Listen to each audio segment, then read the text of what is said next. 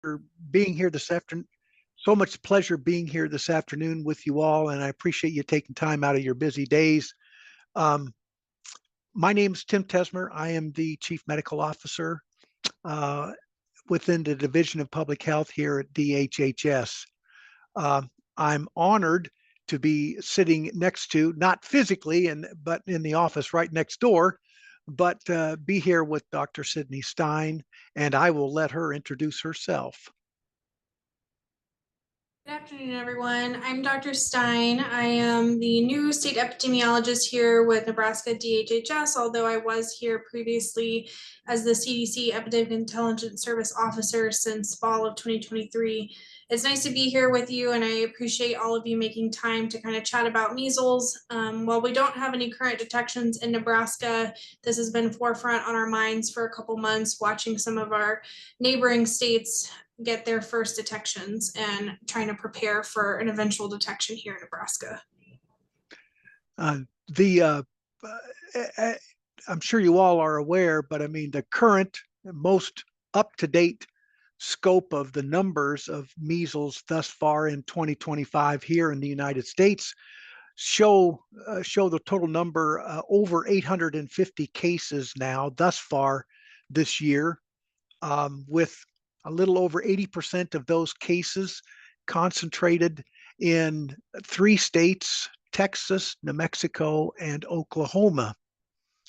Of those cases thus far reported, the numbers consistently are showing the huge 96% of the cases are in unvaccinated or vaccination status unknown patients. Nationally, the risk for widespread infection or transmission of infection remains low because we have a relatively high population level immunity still ongoing. If you look at geographically, what seemed to start this cascade of events, the region in West Texas was where the first cases started popping up and were reported, then moved to adjacent counties in across the border into New Mexico, and then up into Oklahoma, and now is sort of a northward migration. Cases now in Kansas. There have been cases reported in Colorado. So it's not necessarily a matter of if we will see a case or find a case here in Nebraska. It's just going to be a matter of when will that happen. As Dr. Stein said, we have been meeting here internally and with some key partners over the last couple of months, at least, developing plans, guidelines, coordinating communication lines, especially with the local health departments across the state. I think some of the most prevailing important aspects of this center around all healthcare entities. Now, that could be provider offices, clinics, urgent cares,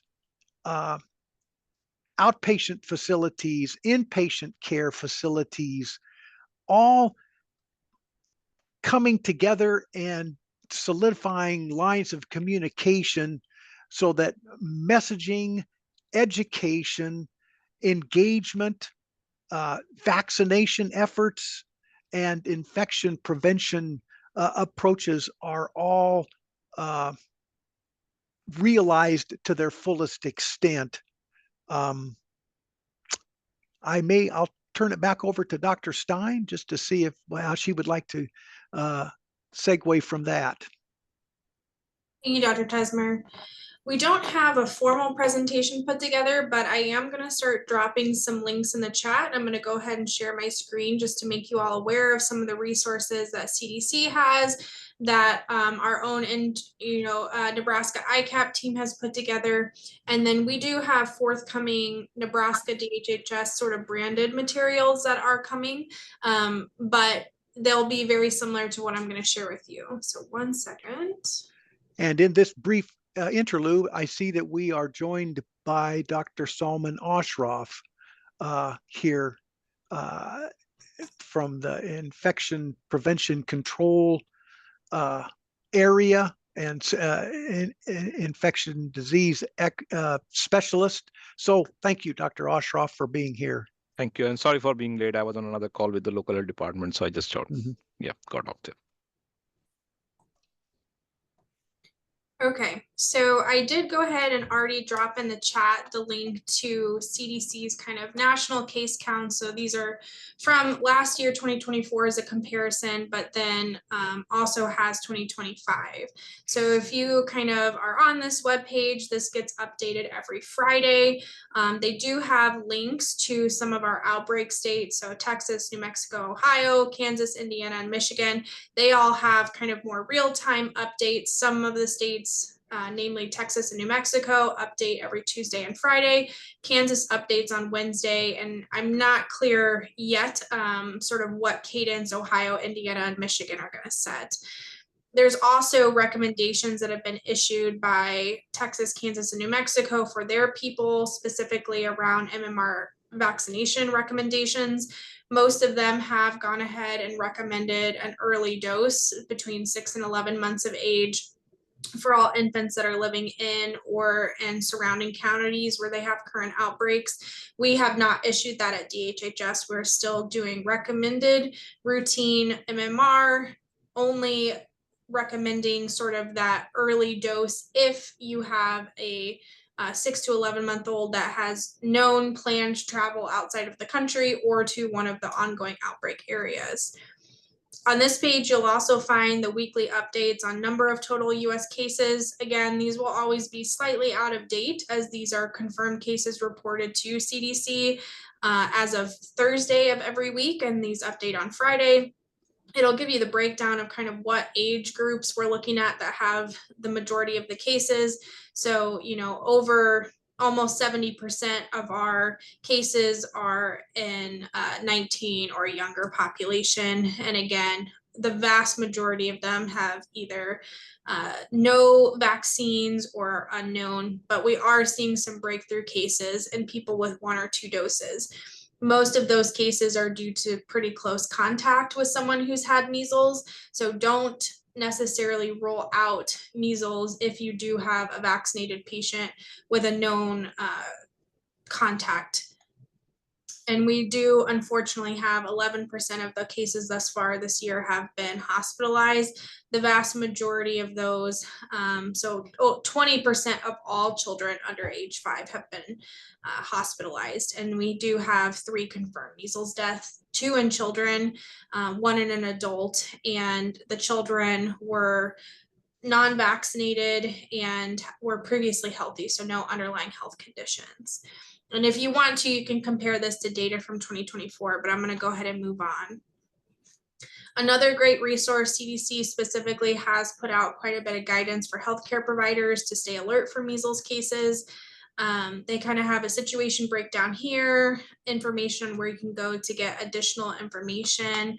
The really important point here is that if you suspect you might have a patient with measles, you need to isolate them away from public areas as soon as possible. If you do have those single patient airborne infectious isolation rooms or air rooms, that is the gold standard recommendation. But if that's not possible, at least a private room with a closed door is where they need to be. We want to minimize any kind of time that these individuals are spending out in a lobby, a waiting room, another open air situation. And then the next most important thing is that please notify your local public health department as soon as possible.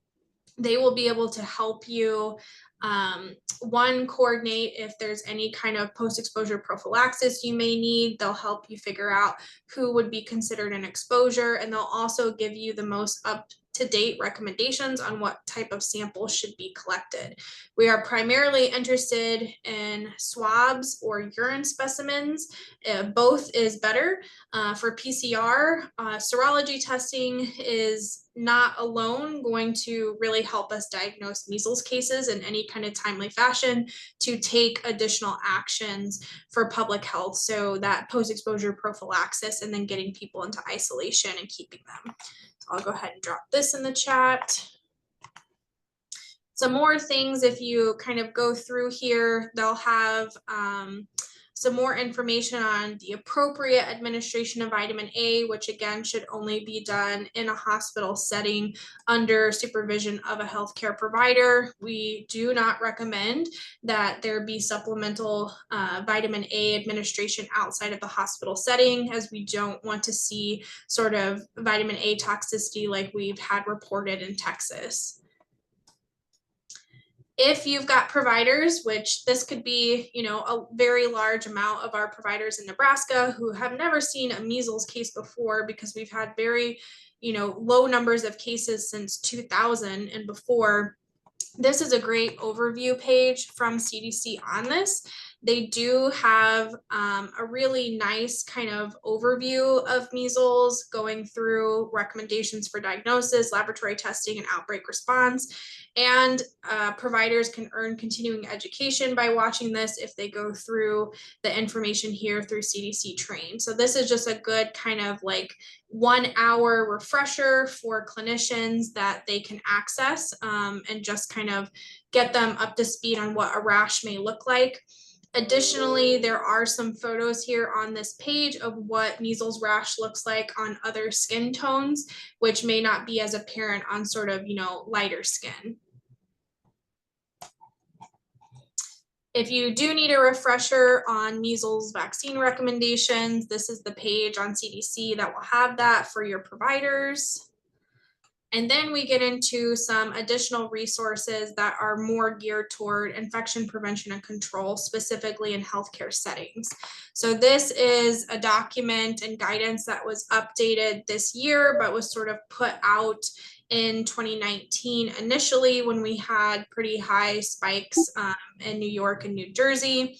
They have, again, the overarching recommendations is make sure that your healthcare providers and just staff in general in the hospital, does not have to be a healthcare provider, but cleaning staff, your receptionists, etc., anyone that might come in contact with patients or members of the public, to have evidence of immunity to measles. So if we do have an exposure situation, anyone without evidence of immunity, so this would either be born prior to 1957, meaning that they'd be expected to have natural immunity, as measles had very large outbreaks during that time frame, having 1 or 2 doses of MMR, or having evidence of laboratory immunity, so that they've previously tested positive for measles and had a natural infection, or that they have titers for measles.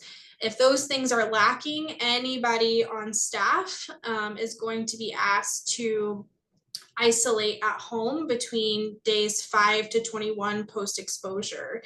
And we are not planning on having, there's not going to be exceptions for healthcare personnel. So it's very important that your staff kind of be up to date on vaccines. The other thing is, again, rapidly identifying, isolating those patients. It's adhering to your standard airborne precautions, just promoting in general respiratory hygiene and cough etiquette, and then managing your exposed and ill healthcare providers. So this is all in that guidance.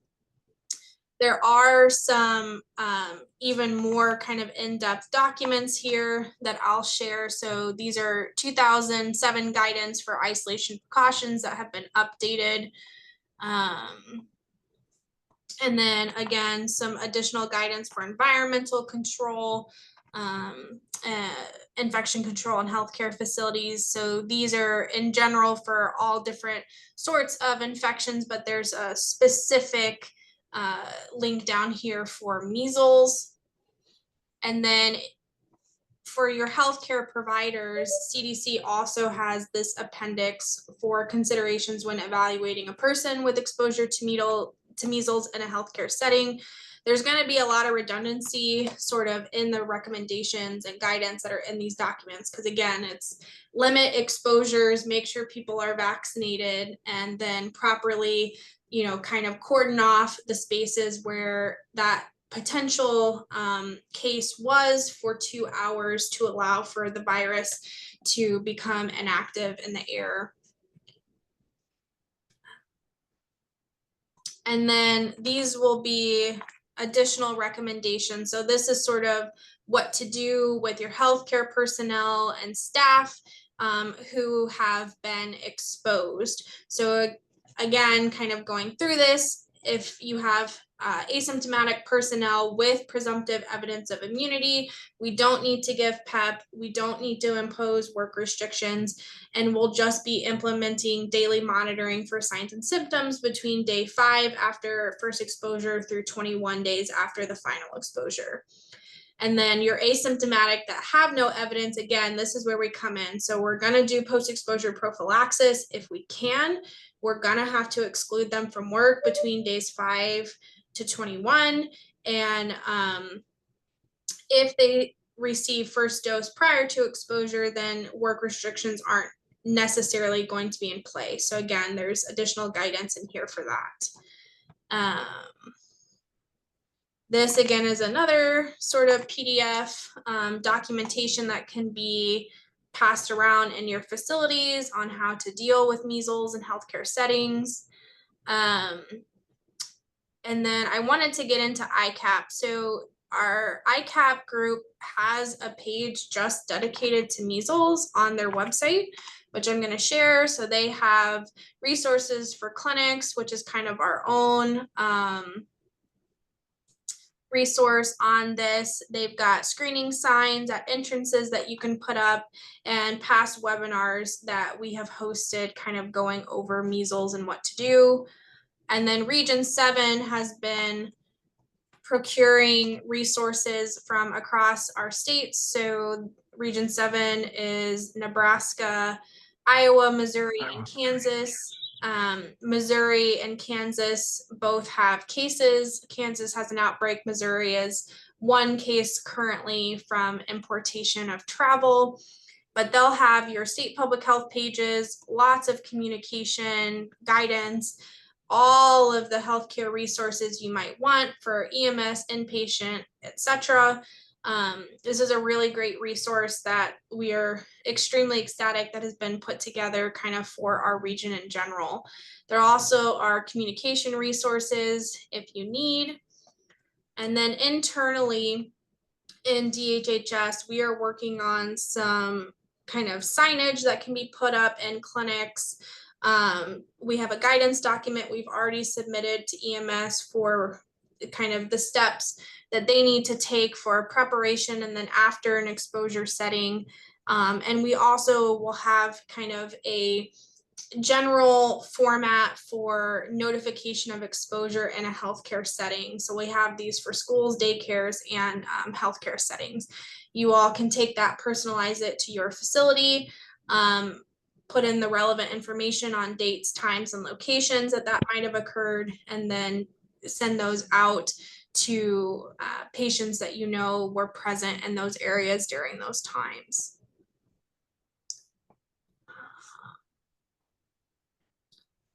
And then I wanted to sort of just open it up for questions from any of you. If there are additional resources that you kind of haven't seen that might be helpful, questions that we can answer. I can tell you that, you know, we can sort of publicly share the vaccination rates at only the healthcare jurisdiction level. We do know that some of our local health department jurisdictions have lower than 95% vaccination rates for MMR across, you know, either their kind of school entry, kindergarten, first grade. Some of them also, that includes our 7th graders, which typically across the state have a higher MMR coverage rate than our school entry. So we've been meeting sort of with the local health departments, preparing for that, making sure we know where vaccines are available publicly. Also kind of helping to amass who has immune globulin, how much they have, and what formulations they have in case we have a large exposure event.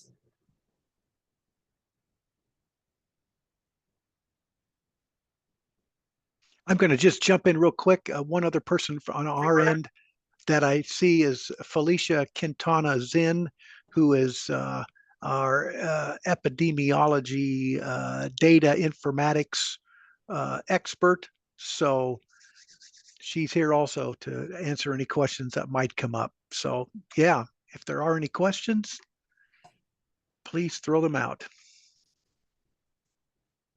I have a question. We border Kansas, and we have patients that are going to Kansas and they're starting to see the signs. And so our staff here is starting to ask, is it time for us to start putting up, the signs of symptoms? And our staff is starting to get kind of antsy. So I guess my question is it time for us to start being preemptive with that, or should we still just be in kind of the preparation phase and just letting our staff, know what to do if it shows up or when it shows up?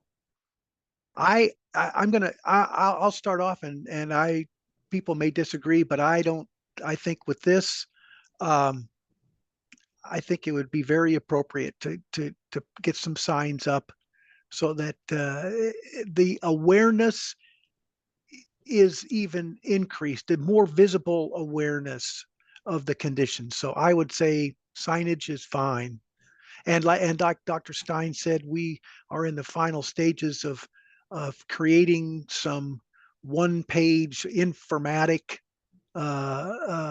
sheets, and those could be tailored to a particular institution. I think they will first probably go out to the respective local health departments, but they could be distributed from there as far as I'm concerned. And and on the ICAP page, there are already some signage that were developed that for that purpose. So, in the meantime, while we kind of on the DHHS side working on things, what is already there, if you want to look into it, and if it meets your need, you can use it. Okay, and then maybe start screening kind of like what we did during COVID on, when they're calling in and making appointments, just kind of go back to that process a little bit. I think it is, time to kind of have some refresher education with whoever's answering the phones, who is scheduling those appointments, going ahead and asking about rash illness. We're sort of moving out of we're in the tail end of our respiratory season as well. So if we do have children that are coming in that have conjunctivitis, that have runny noses, those, symptoms come before the rash, which is sort of when people are like, oh, maybe it's measles. I don't think it's wrong for you and your facilities to sort of be screening people as they're coming in, asking them to put on masks if they're showing those signs, and then, anybody that does have a rash, again, if it's not a medical emergency, I would try and divert them and have a plan for your particular facility or the spaces within your facility, if you've got different clinics versus the ED and such, to try and have them come in a separate entrance to be seen, being put in one of those airborne precaution rooms if you have one, or at least a private room. We really don't want people sitting out in the waiting room and lobbies, and then anybody in that open vicinity who is there from the moment they come in until 2 hours after they leave is then going to be considered an exposure, and that'll be, followed up with symptom watches. Okay. And All right. and if I remember correctly, I think those those situations were addressed on the clinic document that that on the ICAP website. So that's something you can also refer to when you're developing those plans, or facilities across the state when they're developing those plans. Okay. So, so it's 2 hours like if it's confirmed, it's 2 hours that the room has to sit empty. Okay. So, all Correct. right. Perfect. Correct. Yes, to allow the virus that would be in the air to basically die off, and then you go in and do you would go in then and do your routine standard protocol disinfection. So And just to clarify on that, we won't know if the patient has measles before that 2-hour period comes and goes. correct. The samples will have to be collected, they'll have to be shipped. Our ask is that if we think this is measles, what we're doing is coordinating shipment to NPHL and then sending out to Minnesota's Vaccine Preventable Disease Lab, which is our regional reference lab for VPDs. We are working on standing up in-house measles testing, but this isn't something we've had because we've had very low incidence of measles cases for over 25 years at this point. So while we are hoping to get that test online in the near future, we do have to do send out. So you won't know whether the patient has measles, before that 2-hour period has come and gone from when they've left a space. So do the precautions, just in case, and try to get an understanding of who were in those spaces at the time. If we do get a detection, at that point we'll be following up with all the exposed. Okay. All right. Sounds perfect. Thank you. There is a question in the chat. It said, should we be doing titers on all of our staff, or is 2 doses good enough for presumptive immunity? And then it said staff who have had 3 doses of MMR already and have a non-reactive titer, are we treating them as without presumptive immunity for isolation from work after exposure?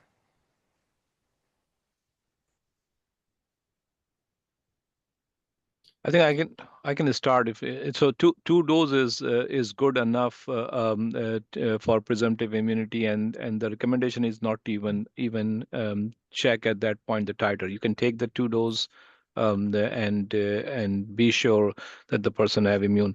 Now, and I think part of the reason you don't necessarily have to check for the titer is that you can sometimes end up in these situations where somebody who have received adequate vaccination and things like that is not showing up titer. It doesn't necessarily always mean that they don't have the immunity. It might mean that it may get triggered as soon as they have exposure or whatsoever. So I do not think that there is. I can double check, but I don't think, or Dr. Stein or Dr. Tessmer, if you guys know, I don't think that unless there is a certain clinical reason, like this person is immunosuppressed or something like that, that explain why they are not developing the immunity. It is possible that they are immune and may not necessarily show the titer on a test or something to that effect. Dr. Stein, Dr. Esmer, do you have any further information? No, I don't necessarily. So I just looked, it is in the resources that I shared. So for healthcare personnel, we are accepting presumptive evidence of immunity as being documentation of vaccination. So even if they've had titers drawn, as long as they've had the 2 doses, we're not going to consider them for work exemptions. If they are immune compromised, perhaps then we would include them for post-exposure prophylaxis, even with vaccination. But they will not have to be excluded from work. That CDC stance right now, because again, your T-cell immunity is not going to show up on your serology testing, and we have no way of knowing, if someone has T-cell immunity, even if they don't have sort of a reactive titer.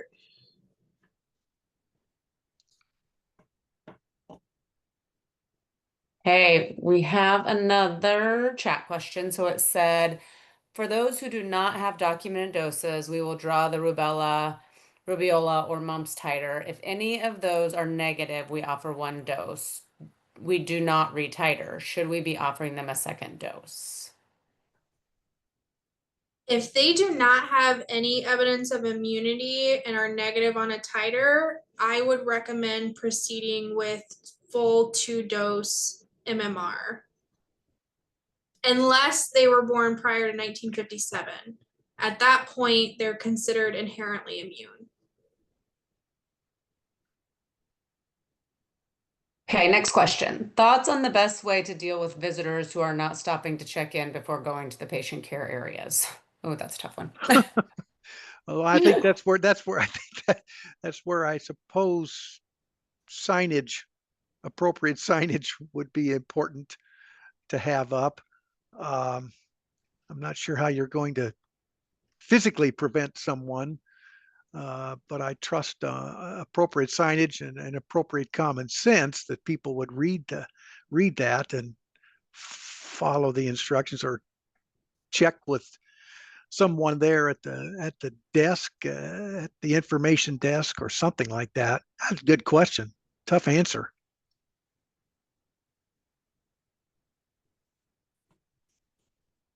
I have a question. I have some providers that are asking what they should recommend to patients as far as titering and immunizations. If patients are calling in regards to should they get titered, should they get immunizations, what they should be telling patients. So we are not deviating from the recommended vaccination schedule for MMR.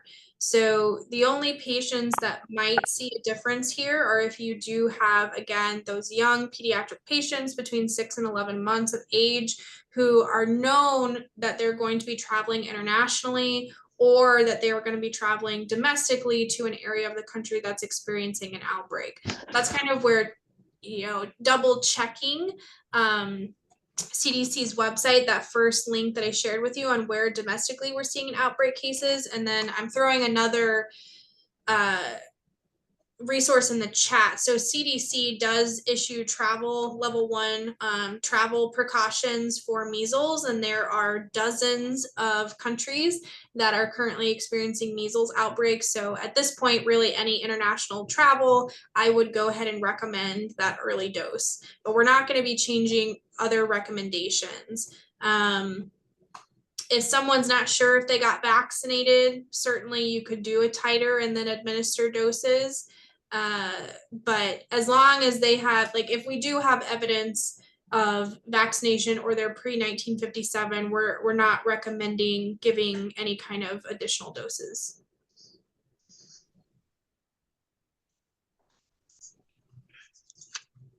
Okay, next chat question. In the clinic setting, if we have a patient coming in for an appointment with any of the symptoms, is it appropriate to ask the patient to wear a surgical mask for source control similar to COVID management? Yes. Okay. I think it would be, I tend to agree. I think it would be reasonable to ask them to wear a mask out of an abundance of caution. And I would make sure your facility sort of has both pediatric and adult size masks so that we're kind of getting a good fit. And part of that is, regardless of, measles outbreaks going on, or regardless of COVID-19 outbreak going on, I think it's just recommendations. The general recommendation is that if someone have some symptoms of respiratory symptoms, that they should be offered mask anyhow, so if someone is sneezing, coughing, they should be offered the mask. That's just a standard infection control measure. So it's may not have to think it as a measles issue or as a COVID issue. And yes, for the question about asking them to wait in the car, if it's not a medical emergency, absolutely having them sort of wait outside the facility in their car until you have a room ready is appropriate. If you are going to go ahead and put up signage about concerning symptoms, you can put a number there to have them call the front desk and notify before they come in. Similar to what we did in COVID, but again, not just a COVID, practice. Good questions. What else do we have, guys? Oh, here we got one. Do you want to read it, Dr. Stein? You want me to read it out loud?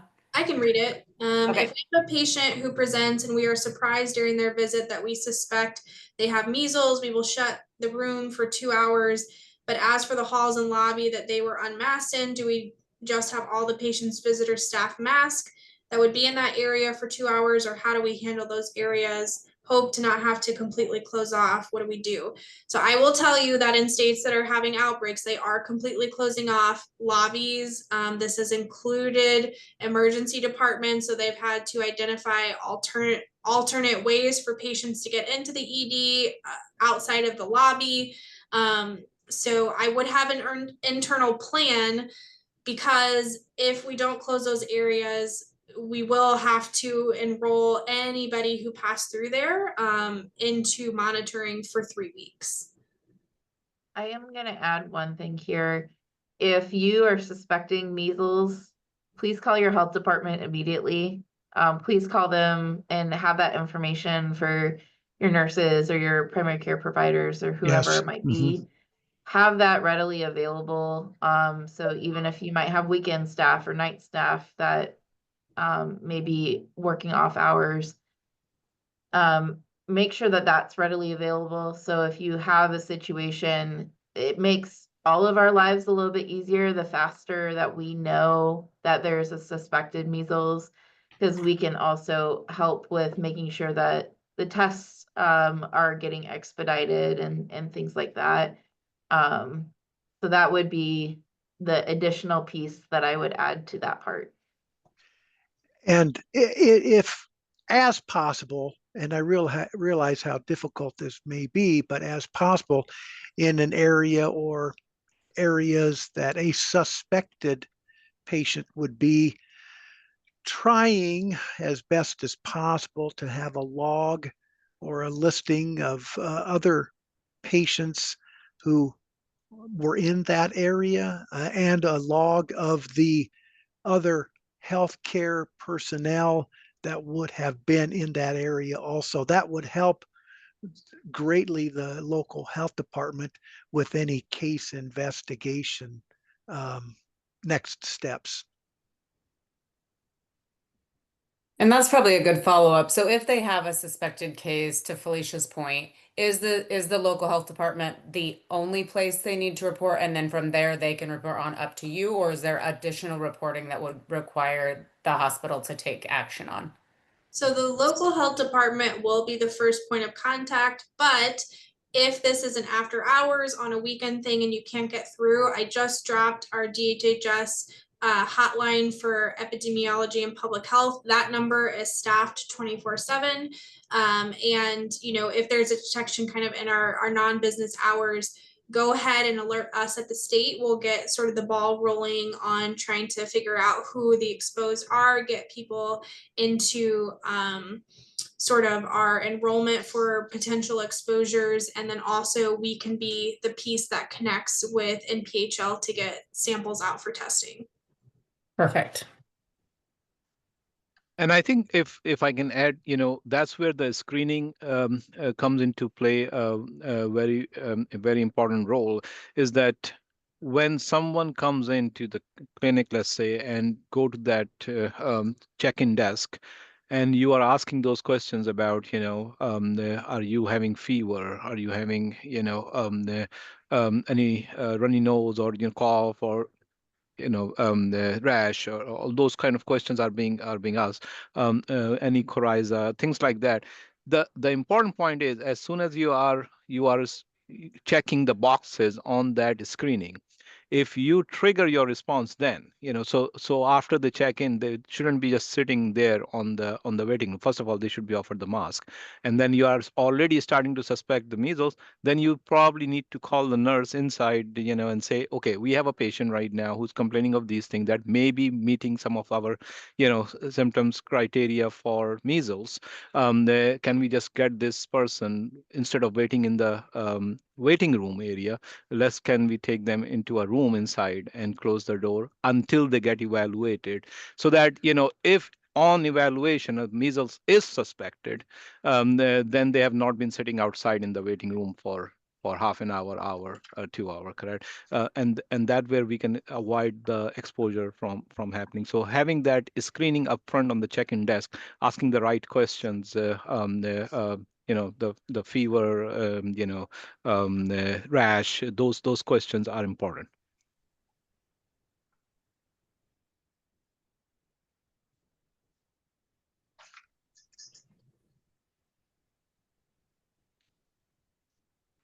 And a couple other resources have been dropped in the chat just for everybody to know, but I will pull together all of the links and things that everyone had shared and put it in a document, and we'll share it on our website and put that all together. So if you miss a link, we will get those out too. So we appreciate that.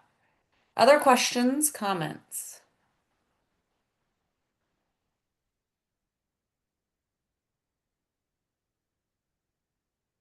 Okay, hearing none, I think we'll wrap up a bit early. I want to thank the DHHS team, all of you for all of your great information and for partnering with us and our hospitals all the time on all the things, but this was really good stuff. So I will work with our communications team to get the recording on the NHA website, and I will also share it out with anybody else that's interested. This is good information for lots of settings, so we will make sure we get that out. But otherwise, the team at DHHS is always willing to answer questions too, so you can reach out directly to Yes. them, or I can connect you. So we appreciate that about the partnership for sure. So anything else from your guys' end, Dr. Tesmer, Dr. Stein, Dr. Ashroff? No, I think we're fine. And I just greatly appreciate, Dana, your efforts in setting this up, and everybody that is on this call. Yes, if there are any questions, please do not hesitate to contact us. Very good. All right, guys, have a great rest of your day, and we will talk soon. Thank you all.